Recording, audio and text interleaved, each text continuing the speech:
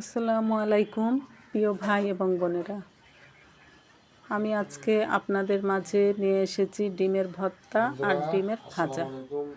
আমি ডিম ভর্তা বানাবো আর ভাজা করবো, এর জন্যে ডিম সিদ্ধ দিয়ে দিলাম। ভর্তাটা আসলে আমার বাড়িওয়ালা বানাবে আর আমি ডিমটা ভাজা করব। কেননা ওর হাতের ভর্তাটা আমার বেশি স্বাদ লাগে, সেজন্য প্রায় ভর্তা বানালে ওকেই দিই। ডিমটা ফাটা আমি বুঝতে পারি। এই যে দেখেন আমার বাড়িওয়ালা বসে ডিম ছিলাচ্ছে,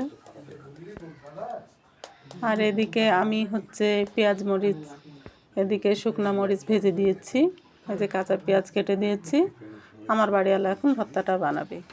আর আমাদের এই যে ডিমের ভর্তা, ডিমের ভাজা, এই ভিডিওটির কোনো এক জায়গায় যদি আপনাদের ভালো লেগে থাকে, আমার বাড়িওয়ালার পাশে থাকবেন, লাইক কমেন্ট শেয়ার করবেন, চ্যানেলটাকে সাবস্ক্রাইব করে দিবেন।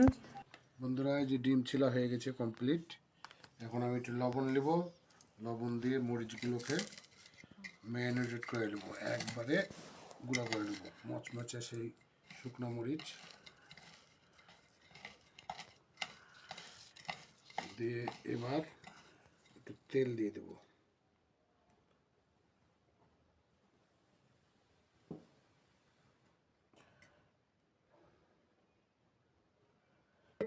তেল দিয়ে দেবো, পেঁয়াজ দিয়ে দেবো,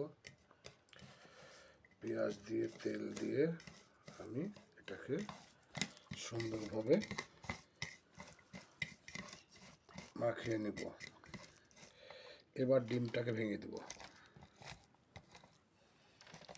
ডিমটাকে ভেঙে সুন্দর করে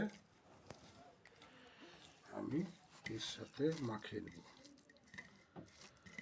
এই যে সেন্টটা আসছে, মানে অসাধারণ একটা সেন্ট আসছে। একটা শুকনা মরিচ, কাঁচা পেঁয়াজ, একটা ডিম, সরিষার তেল সব মিলে একটা আলাদা সেন্ট আসছে বন্ধুরা। খুবই সুন্দর লাগছে, দেখেও খুব মজা লাগছে। এই যে আমার কমপ্লিট হয়ে গেছে, আপনারা একটু দেখেন, আপনাদেরকে আমি একটু দেখাতে চাই। একটু দেখি খেয়ে। এই যে খেয়ে দেখবে, একটু দেখো, আর আমি একটু খেয়ে দেখি। সেই স্বাদ,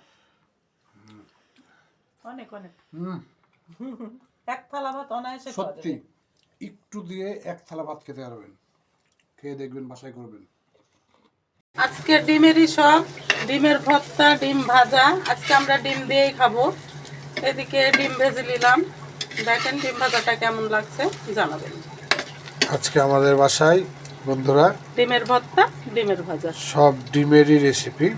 আজকে আমরা ডিম দিয়েই ভাত খাবো, আর অন্য কিছু নেই, শুধু ডিমের। কেমন লাগলো আপনারা কমেন্টে অবশ্যই জানাবেন।